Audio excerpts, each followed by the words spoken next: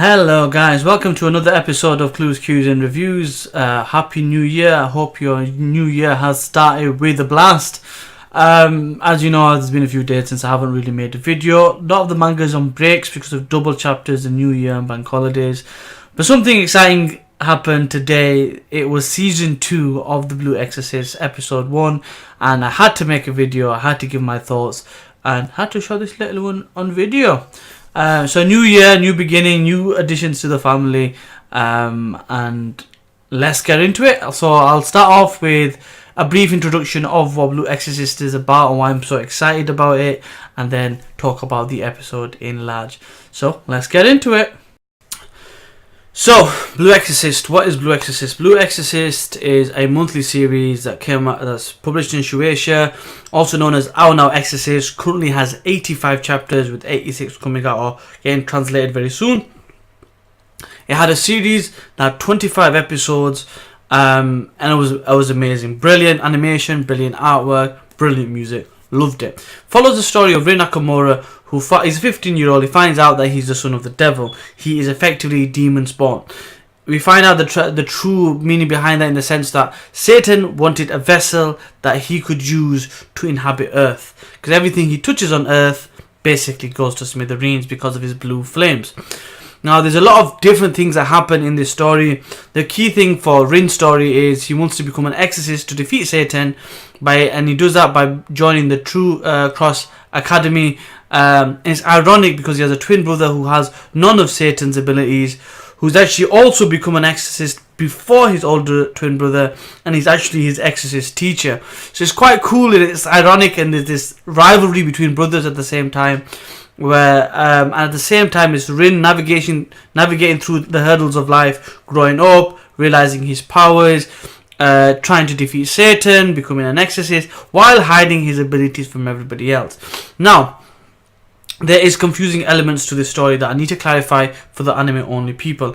I know certain things because I'm looking to read into the manga. I haven't yet because I want to keep these anime reviews as pure as possible and be surprised as best as possible. Once the series is over, this season, I will catch up and do manga reviews after that. But before that, there's some differences. Number one, the first 17 episodes are the most canon as far as I can see of the season. 18 to 25 are basically filler because they run out of content. Now, season 2, The Impure King, we won't have that problem. It's going to be brilliant. It's going to be amazing. I am so excited. Few things to bear in mind. There will be differences. Now, in season 1, up until episode 17, there's a big fight with a Maimon, basically the demon king of Earth as in like the Earth element. And basically Rin goes rampaging and they find out his true nature. He then gets arrested, taken to the Vatican and put on trial. At this point, a Maimon intervenes and he has to have another fight with him, and the point is made that this guy can defeat Satan and he could be used as a weapon against Satan, and he defeats a Maimon. But there isn't a reconciliation in the manga at this stage of the story. In the anime, there's like points where they reconcile, but in the manga they don't. So I'm expecting that to be a difference in season 2. Also, we don't know what happens with Amaimon in the manga at that point properly. In the anime, they show him as a little hamster. So there is that. Also, there are the key dynamics in the story. We have introduction to Shuro. Or Shura, who's a badass chick who's keeping an eye on Rin. I can't wait to see her again. And also, I'd like to see what's going on with Yukio, the twin brother, because he gets tested every day. In the anime, he started developing these demon cells all of a sudden. And the manga, at that stage, he hasn't, and we haven't really explored it up until episode 17. So I'm hoping we get some clarification. I hope it doesn't get retcon. There's Mephisto. What is he up to? So many things going on. I cannot wait. Let's watch season 2 of Blue Exorcist. So, season 2, episode 1. Wow, I was excited. I've been looking for this for a while because I watched Blue Exorcist way back when, and over the Christmas period I watched the whole season again, literally binge watched it. So I was excited to find out season 2 was coming out. Watched the first episode, and it's the starting point. And even the episode's called Small Beginnings. But it essentially is what I thought it would be. It would retcon some of the data, kind of like it never happened. It just ignored it. And let's go through that.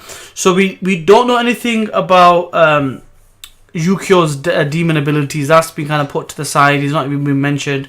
And again, like I mentioned in my introduction on my review of the season 1, the reconciliation hasn't happened. And that's a key element towards the back end of this episode. But I'll get to that in a second.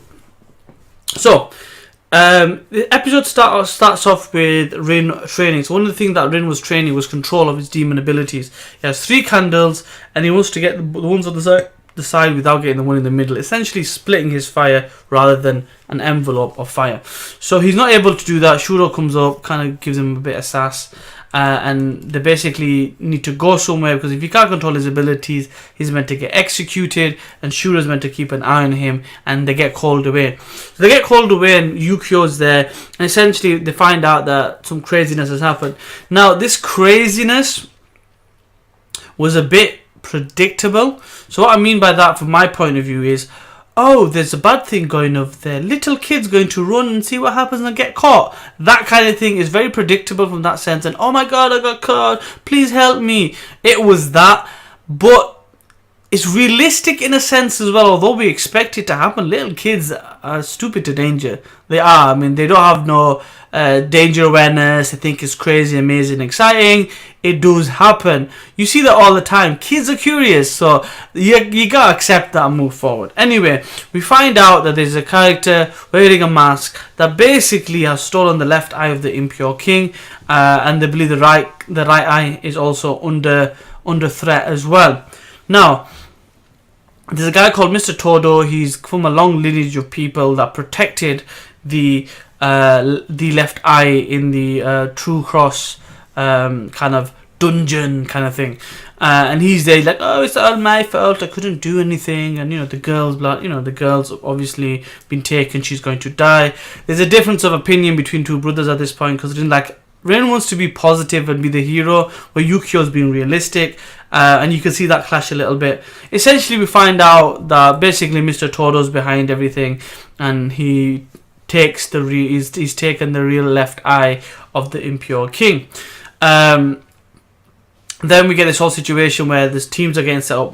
Some are going after the left eye, some are going to go after the right eye, and basically Exorcists are going to go on separate journeys. So both brothers are going to do their own thing in their own kind of jobs. It's interesting because the younger brother is going to be with all his classmates, ex-wires, that he hasn't reconciled with in the manga, and it shows. And they have this big thing where they're not kind of happy with each other, and they talk about the Blue Knight 16 years ago, the Blue Knight, where they tried to kill off the devil, and the devil essentially killed everybody with the blue flame, which Rin has inherited. So they haven't quite reconciled with him, but I'm assuming this arc's going to be part of a testing process that'll get that differently to how it was in season 1, which is fine by me. Now, that's pretty much the chapter. I thought it was an interesting introduction.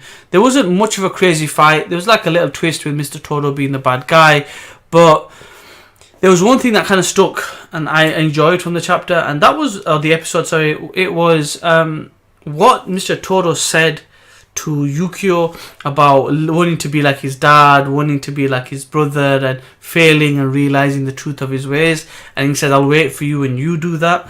So it's interesting because Yukio has the exact same feelings, because he was weak, he was scared of the demons he was seeing, he was always protected by his older brother, and he wanted to protect his brother, so that's why he became an exorcist. So he realizes through this event that he is who he is, and he will need to go and be strong and protect his brother in his way. I also feel this may be foreshadow to deeper and darker things, maybe his abilities develop later on.